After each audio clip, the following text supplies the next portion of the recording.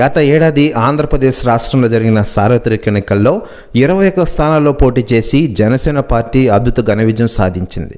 ఇక అప్పటి నుంచి వెనక్కి తిరుగు చూడకుండా పవన్ కళ్యాణ్ గారు కూడా ఈరోజు జాతీయ స్థాయి నాయకుడిగా ఎదిగిన విషయం విదితమే. ముఖ్యంగా కేంద్ర ప్రభుత్వ పెద్దలతో ఆయన సఖ్యత కలిగి ఉన్నారు. ఏ పనినైనా ఈరోజు ఆంధ్రప్రదేశ్కి రావాల్సిన నిధులైనా పవన్ కళ్యాణ్ గారు దగ్గరుండి కేంద్ర ప్రభుత్వ పెద్దలతో మాట్లాడి వెంటనే విడుదల చేస్తున్నారంటే పవన్ కళ్యాణ్ గారి క్రేజ్ గురించి మనం ప్రత్యేకంగా చెప్పనక్కర్లేదు. ముఖ్యంగా 100% స్ట్రైక్ రేట్ని నమోదు చేశారు పవన్ కళ్యాణ్ గారు.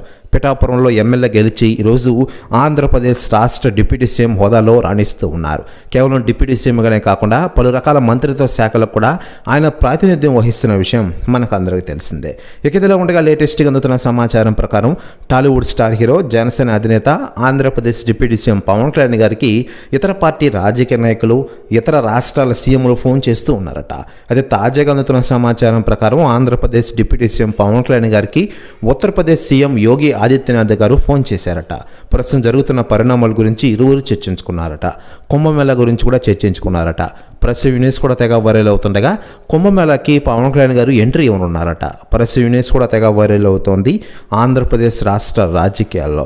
మరోవైపు పవన్ కళ్యాణ్ గారు ప్రస్తుతం హరిహర వీరములు షూటింగ్తో ఫుల్ బిజీగా ఉన్నారు. ఇటు సినిమాలు అటు రాజకీయాలంటూ దూసుకెళ్తున్నారు పవన్ కళ్యాణ్ గారు.